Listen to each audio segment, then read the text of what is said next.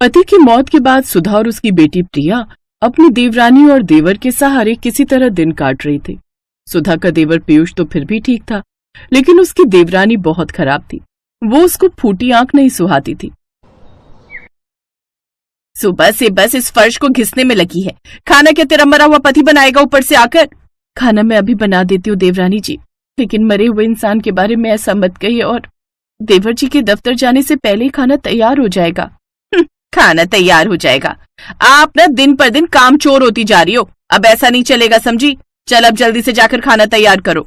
बेचारी जेठानी खाना बनाने चली जाती है। उसकी देवरानी हर रोज का काम बस उसी से लेती थी। ऐसे ही समय बीता। सुधा सारा काम अपनी जेठानी और उसकी छोटी 8 साल की बच्ची से लेती थी। एक रोज सुधा लगातार काम करने के कारण काफी थक जाती है और उसकी तबीयत काफी खराब हो जाती है, जिससे उसे तेज बुखार हो जाता है। उस रोज वो अपने कमरे से बाहर नहीं आती। ये देख देवरानी गुस्से में आ जाती है। क्या है ये सब जेठानी जी? सुबह के 9 बज रहे हैं, अभी तक बिस्तर पर पड़ी हो। आज काम करने का इरादा नहीं है क्या? अंकिता, मेरी तबीयत काफी खराब लग रही है। सर में तेज दर्द भी है। आज मुझसे काम नहीं हो पाएगा। ये सुनकर तो देवरानी गुस्से में आ जाती है। वाह जी वाह, ठूस ठूस कर खाने में तो तुम्हें कोई बीमारी नहीं होती, लेकिन ऐसे काम करने में तुम माँ बेटी को तकलीफ होती है। मेरे घर में मुफ्त की रोटियां तोड़ने को नहीं मिलेंगी, समझी? अपना बोरिया बिस्तर उठाओ और दोनों माँ बेटी यहाँ से चलती बनो। अंकिता उनके सामान की पोटली उठाकर फेंक देती है, साथ ही उन दोनों को घर से भी निकाल देती है। ऐसा मत करो देवरानी जी, मेरी बच्ची के बारे में तो सोचो। मैं उसे लेकर कहाँ जाऊंगी? वैसे भी मैं यहाँ जितना काम करती हूँ उतना कहीं और करूँ तो हमें 2 वक्त की रोटियां तो मिल ही जाएंगी। अच्छा, मुझ पर एहसान जताती है। मिल ही जाएंगी तो यहाँ क्या कर रही है? निकल यहाँ से और भीख मांग कर खा। सुधा अपनी बेटी के साथ घर छोड़कर चली गई। बुखार से तपती हुई वो लगातार अपनी बेटी के साथ पैदल चलती रहती है, लेकिन कुछ दूरी पर चलते चलते उसकी तबीयत और भी बिगड़ने लगती है और वो चक्कर खाकर गिर जाती है। पानी पानी, माँ तुम यहीं रुको, मैं भागकर पानी लाती हूँ। प्रिया भागते हुए पास की नदी में जाती है और वहाँ पड़ी एक प्लास्टिक बोतल में पानी लेकर आती है, लेकिन जब वो वापस लौटती है तो सुधा वहाँ नहीं होती। माँ कहाँ चली गई तुम? माँ, मैं रह नहीं पाऊंगी तुम्हारे बिना। अब प्रिया जोर जोर से रोने लगती है। वो आस पड़ोस के लोगों से अपनी माँ के बारे में पूछती है। साहब क्या आपने मेरी माँ को देखा? मैं क्या तेरी माँ का नौकर लगाऊं जो उस पर नजर रखूं? चल भाग यहाँ से, धंधा करने दे। फिर प्रिया रोते हुए अपनी चाची के घर आ जाती है और उन्हें सारी बात बताती है। मुझे तो लगता है वो अपने यार के साथ भाग गई होगी। ऐसा क्यों बोलती है? क्या पता वजह कुछ और हो। और प्रिया बेटी, अब तुम यहीं रहो हमारे साथ। मैं इसे यहाँ नहीं रखूंगी। इसकी माँ तो अपने यार के साथ भाग गई, लेकिन मैं इसका ख्याल रखूं? नहीं। अरे तुम्हारा क्या जाता है, यहाँ रहेगी तो 2 सूखी रोटी दे दिया कर, बदले में घर का सारा काम करवा लिया कर। ये सुनकर देवरानी खुश हो जाती है। अब वो प्रिया से दिन रात काम करवाती रहती और अपने बेटे का जूठा बासी खाना उसे खाने को देती। मैं नहीं खाऊंगी ये जूठा खाना। ज्यादा बकवास मत कर, नहीं तो ये भी नहीं मिलेगा, समझी? अगर तुझे यहाँ रहना है तो जूठा और बासी खाना ही खाना पड़ेगा। अब वो उसे बासी खाना खाने को ही देती। भूख से मजबूर उसे अब वो खाना ही खाना पड़ता है। एक रोज देवरानी का बेटा अंकुश अपनी माँ से जिद करता है। माँ, मुझे मैक्रोनी खानी है। मेरे स्कूल के थोड़ी दूर पर एक ठेला है, सुना है वहाँ की मैक्रोनी बहुत ही अच्छी होती है। पापा को बोलो हमें लेकर चले वहाँ।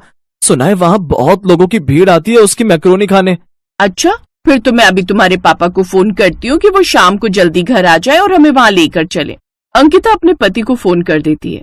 मैक्रोनी खाने का तो मेरा भी बड़ा मन है। ठीक है, मैं शाम को जल्दी घर आऊंगा, तब चलेंगे उस ठेले पर। शाम को वो सभी उस ठेले पर जाने के लिए तैयार हो जाते हैं, लेकिन तभी प्रिया बोलती है। चाचा, मैं भी मैक्रोनी खाने जाऊंगी, मेरा भी बड़ा मन है। हाँ, जैसे तेरा बाप तो जायदाद छोड़कर गया है ना। क्यों गुस्सा करती हो अंकिता? चलने दो, इसे भी बच्ची है, इसका भी मन होगा। अब वो सभी उस ठेले पर मैक्रोनी खाने चले जाते हैं जहाँ काफी लंबी भीड़ लगी हुई थी। अरे बाप रे, इतनी लंबी लाइन लगी है यहाँ तो। ऐसे में तो रात तक नंबर आएगा। ऐसा करते हैं, आज कहीं और से कुछ खा लेते हैं, यहाँ हम फिर किसी दिन आएंगे। वो लोग वहाँ से जाने लगते हैं, तभी कुछ ग्राहक आपस में बात करते हुए। गजब स्वाद है इस मैक्रोनी वाले के हाथों में। इतनी टेस्टी मैक्रोनी तो हमने आज तक नहीं खाई। ये सुनते ही देवरानी के कान खड़े हो गए। क्या सचमुच में इतनी अच्छी मैक्रोनी है यहाँ की? अब तो हम खा कर ही जाएंगे, फिर काफी देर तक इंतजार भी करना पड़े तो कोई बात नहीं। अब वो भी ठेले पर नंबर लगाने के लिए खड़े हो जाते हैं। फिर जैसे ही उनका नंबर आता है तो ठेले पर खड़ी औरत को देख वो हैरान रह जाते हैं, क्योंकि वो और कोई नहीं बल्कि सुधा ही थी। सुधा को देखते ही प्रिया भागकर अपनी माँ के पास जाती है और उससे लिपट जाती है। माँ तुम जिंदा हो माँ? और तुम यहाँ कैसे? उस दिन तुम चक्कर खाकर गिर गई थी, फिर कहाँ गायब हो गई थी? मैंने तुम्हें कितना ढूंढा माँ, लेकिन तुम कहीं नहीं मिली। बेटी, उस दिन मैं जब तेज तबीयत खराब होने के कारण वहाँ पड़ी हुई थी तब। मुझे बचा ले प्रभु, मेरी बच्ची को अनाथ मत होने देना। तभी वहाँ से एक बूढ़ा आदमी ठेला लेकर आ रहा था। अरे बेटी, तुम्हारी तबीयत तो बहुत खराब है, आओ चलो मेरे साथ, मैं तुम्हें दवाई पानी देता हूँ। लेकिन मैं कुछ कहने सुनने की होश में नहीं थी। फिर ये बाबा मुझे जैसे तैसे अपने घर ले आए। इनकी कोई संतान नहीं थी, इसलिए इन्होंने मुझे यहीं अपने साथ ही रहने दिया और साथ ही मुझे ये बढ़िया मैक्रोनी भी बनानी सिखाई। हमने तुझे बहुत ढूंढा, लेकिन तू हमें कहीं नहीं मिली बेटी। मैं चाचा के घर वापस चली गई थी माँ। मुझे लगा तू वहाँ कभी नहीं जाएगी, इसलिए मैंने तुझे वहाँ नहीं ढूंढा। खैर, अब तू आ गई है ना, तो अब तू अपनी माँ के साथ ही रहेगी। नहीं भाभी, आप दोनों हमारे साथ अपने घर वापस चलिए, इन बाबा को यहीं छोड़िए। अब हम खुद का रेस्टोरेंट खोलेंगे, आप उसी में मैक्रोनी बनाकर बेचना और हम खूब पैसे कमाएंगे। नहीं, मैं बाबा को धोखा नहीं दे सकती। जिस आदमी के कारण आज मैं इतने पैसे कमा रही हूँ, जिसने मुझे छत दी, आप चाहते हो मैं उसे ही धोखा दूं? कभी नहीं। अब मेरे ठेले पर आए हो तो मेरे हाथ की मैक्रोनी खाते जाओ, लेकिन हमारे वापस आने का ख्याल अब अपने दिमाग से निकाल दो। अंकिता देखती है कि कैसे उसकी अनपढ़ जेठानी इतनी टेस्टी मैक्रोनी बेचकर पैसे कमा रही है। अब उसे अपनी करनी पर पछतावा तो बहुत था, लेकिन वो कुछ कर नहीं सकती थी। और अब दोनों माँ बेटी उस बूढ़े बाबा के साथ खुशी खुशी रहती हैं।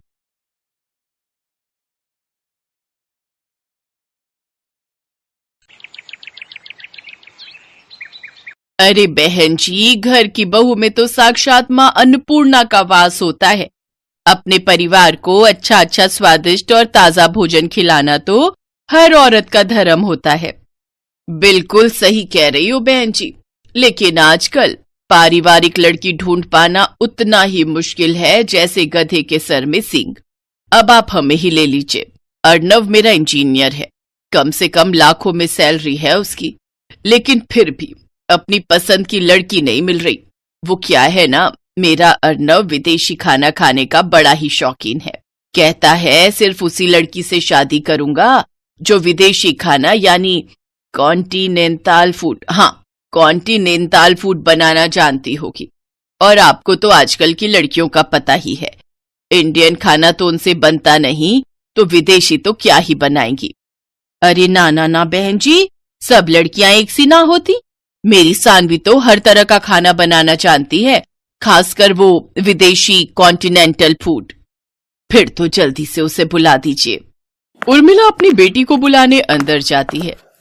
देखो सानवी, जो भी हो बस इस इंटरव्यू को क्लियर कर ले। बहुत बड़ी पार्टी आई है रिश्ते के लिए, खूब नौकर चाकर और गाड़ियां हैं घर में। तेरी बात पक्की हो गई ना तो तू राज करेगी राज।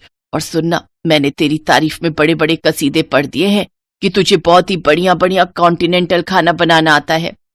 माँ, मुझसे आलू पूड़ी रोटी सब्जी ये सब तो ठीक से बनता नहीं। पराठा बनाती हूँ तो पहचानना मुश्किल हो जाता है कि पराठा है या श्रीलंका का मैप। और कॉन्टिनेंटल डिशेस का तो मुझे नाम तक नहीं पता। अरे शुरू शुरू में तू ना वो यूट्यूब देखकर बना लियो, फिर जब उनका मन भर जाएगा कॉन्टिनेंटल खाना खाकर तो वो खुद ही मना कर देंगे बनाने को। वैसे भी अंग्रेजों का ये बेतुका खाना ज्यादा दिन तक थोड़ी ना खाया जाता है। चल अब अच्छे से टचअप लेकर बाहर आ जा। तैयार होकर सानवी बाहर आ जाती है। फिर बातचीत में अर्णव की मम्मी और अर्णव को सानवी बहुत पसंद आती है। साथ ही जब वो ये पूछते हैं कि उसे कॉन्टिनेंटल खाना बनाना आता है तो इस पर सानवी कहती है, कॉन्टिनेंटल खाना जी, वो बनाना तो मेरे बाएं हाथ का खेल है। ये बात सुनते ही लड़के वाले झट से शादी के लिए तैयार हो जाते हैं। कुछ ही दिनों में दोनों की शादी भी हो जाती है। शादी के बाद देखो सानवी, तुम्हारे हाथ के बने कॉन्टिनेंटल खाने की तारीफ तो हमने बहुत सुन ली, अब आज जल्दी से कुछ बढ़िया सा बनाकर खिला दो। अभी बनाकर लाती हूँ।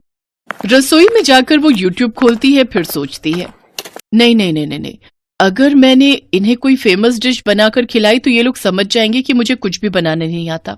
ऐसा करती हूँ, कुछ भी बना देती हूँ और उसे कोई भी नाम दे दूंगी। सानवी फ्रिज खोलती है उसे उसमें तुरई दिखाई देती है। वो कच्ची तोरी में मसाले लगाकर ओवन में ग्रिल होने के लिए रख देती है। कुछ देर बाद वो उसे बाहर निकालती है तो देखती है सारी तुरई करारी हो गई होती है। हे भगवान, ये तो कुछ ज्यादा ही करारी हो गई है। हाँ, एक काम करती हूँ, मेयोनीज और टमाटो केचप दोनों को मिक्स करके इसके ऊपर लगा देती हूँ। फिर सानवी पूरे कॉन्फिडेंस के साथ वो परोसती है और खुद किसी बहाने से रसोई में चली जाती है। वो डिश देखकर अर्णव अपनी माँ से कहता है, छी माँ, ये कौन सी सब्जी की डेड बॉडी है, काली पीली सी। छी माँ, मुझे तो देखते ही उल्टी आ रही है। ऐसा ना हो मुझे उल्टी हो जाए। चुप कर तू, पता भी है मैंने कितने कसीदे पढ़े हैं तेरी तारीफों के। तू मॉडर्न है, तुझे विदेशी कॉन्टिनेंटल खाना पसंद है। अब कहीं बहू को पता चलेगा ना तू ऐसा है तो कहेगी किन गवार लोगों से पाला पड़ गया है। अब उसने बनाया है तो कॉन्टिनेंटल डिश ही होगी कोई। तू तो बस बीच बीच में झूठी मूठी तारीफ करता रही हो। ठीक कहती हो माँ, लेकिन सच्ची में माँ, ये बहुत ही वाहियात है खाने में। तभी सानवी वहां आ जाती है।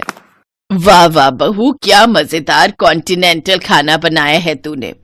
इतना मजेदार खाना तो मैंने किसी 5 स्टार होटल में भी नहीं खाया। अरे वाह, माँ जी को मेरे हाथ की ये जली हुई तोरई इतनी पसंद आई। वाह वाह वाह भगवान, तूने बचा लिया। हाँ सानवी, अच्छा बना है। अब तुम कल बनाना इटालियन पास्ता। हाँ हाँ, क्यों नहीं। कम से कम कुछ तो जानी पहचानी चीज खाने को मिलेगी। अगले दिन सानवी इटालियन पास्ता बनाने के लिए किचन में जाती है और यूट्यूब पर रेसिपी देखने लगती है। मुझे तो इनके नाम से भी चक्कर आ रहे हैं। भला मसालों के नाम भी कोई ऐसे रखता है क्या?